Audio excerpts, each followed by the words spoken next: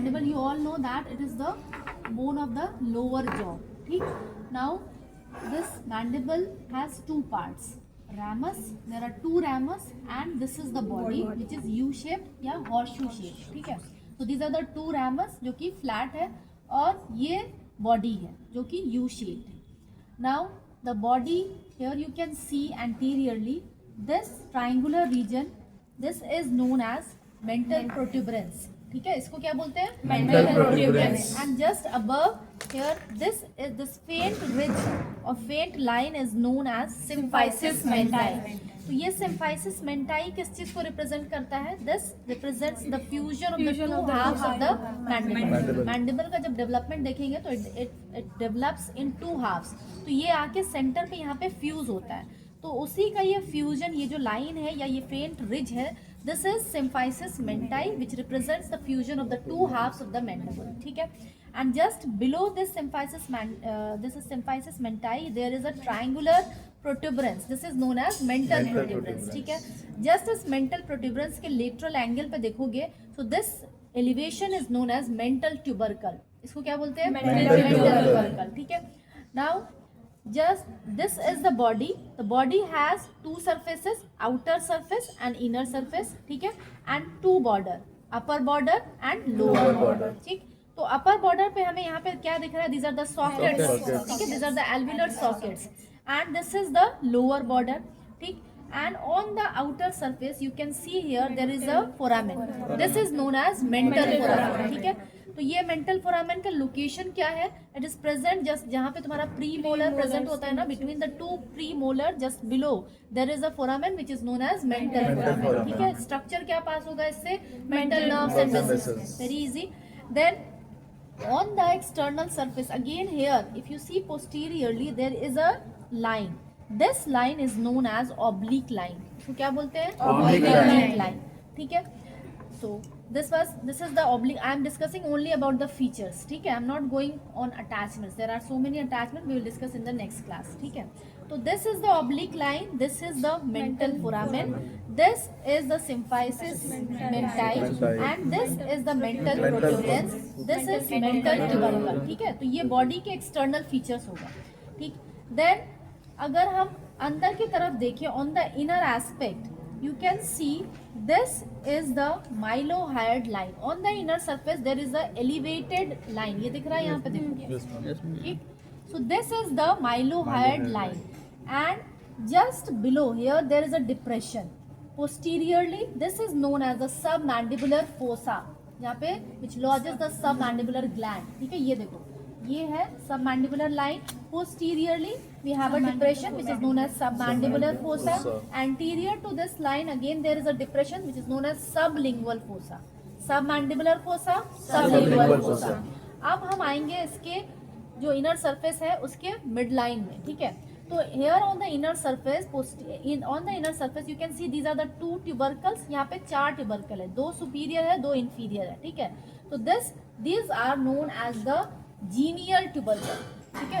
ये जो दिख रहा है एलिवेटेड, यहाँ पे पीछे देखो दिख रहा है सबको. This is the genial tubercle. इधर दिख रहा है पीछे who is standing behind. Come here. ये देखो this is the genial tubercle. ठीक है. There are 4 tubercles, 2 superior and 2 inferior. So these are the 2 superior genial tubercle. Just यहीं पे नीचे 2 ट्यूबरकल और है, they are known as the inferior genial tubercle. तो आज लेक्चर में वी हैव डिस्कस अबाउट कौन सा मसल के बारे में मैंने बताया था? जीनियोहाइड. तो that geniohyoid is taking origin from this inferior genial tubercle.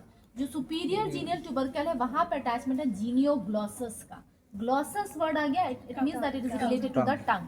तो सुपीरियर जीनियल ट्यूबरकल पे जीनियोग्लॉसस अटैच्ड है, इंफीरियर पे जीनियोहाइड अटैच्ड है. ठीक. जस्ट अब हम इसी रीजन में देखेंगे. Here you can see on each side there is a depression. This depression is known as digastric fossa. क्या बोलते हैं इसको? Digastric fossa, जहाँ पे digastric muscle attached है anterior belly. ठीक है. तो this is the digastric fossa. Okay. So this was about the features on the inner surface and on the lower border. ठीक. Now moving on to the ramus. So this posterior aspect you can see the flat part of the mandible. This is known as ramus. ठीक. अब again this ramus has two surfaces. The outer surface or the lateral surface and the inner surface or the medial surface. ठीक. Now we will see the features which are present here.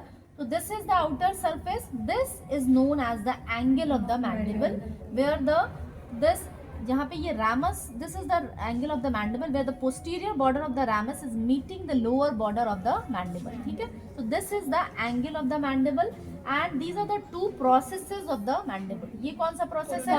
Coronoid and this is the condyloid process.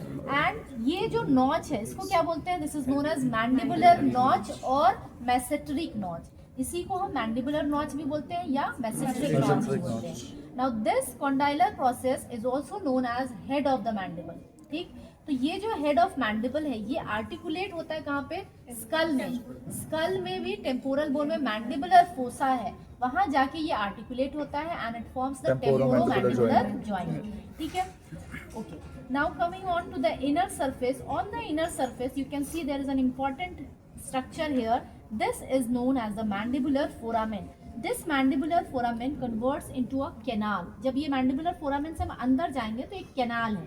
ठीक. So this is the mandibular foramen and just here at the opening of this mandibular foramen there is a tongue-shaped projection which is known as lingula. इसको क्या बोलते हैं? Lingula. ये है mandibular foramen. This is the lingula. ठीक. And just here below we have a rough area here on the medial surface. This is the rough area where we have attachment of the muscle of mastication. ठीक है. यहाँ पे medial pterygoid आके attach होता है. जो ये rough area वहाँ पे medial pterygoid attach होता है. ठीक.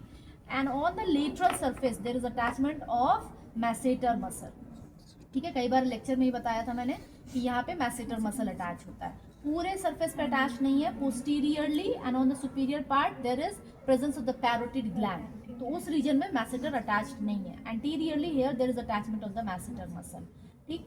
नाउ ये है मैंडिबुलर फोरामेन, क्योंकि हमेशा ही एग्जाम में पूछा.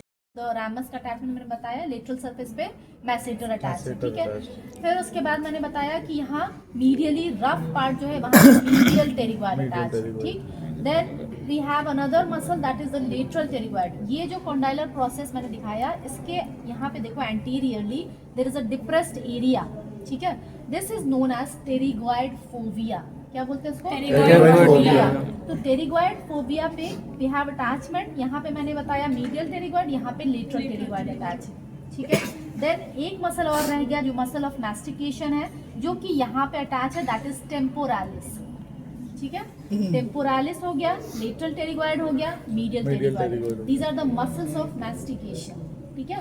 And we have another muscle that is masseter, जो कि लेटरल सरफेस पे अटैच्ड है. So these are the muscles that is attached. Almost मैंने बता ही दिया है. माइलोहाइड लाइन पे माइलोहाइड मसल अटैच्ड है, जो कि आज क्लास में भी पढ़ा है.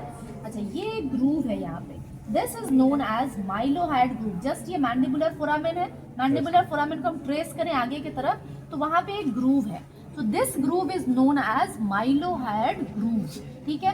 This is mandibular foramen. This is mylohyoid groove and this tongue shaped projection is lingula. ठीक है. क्या है ये? Lingula.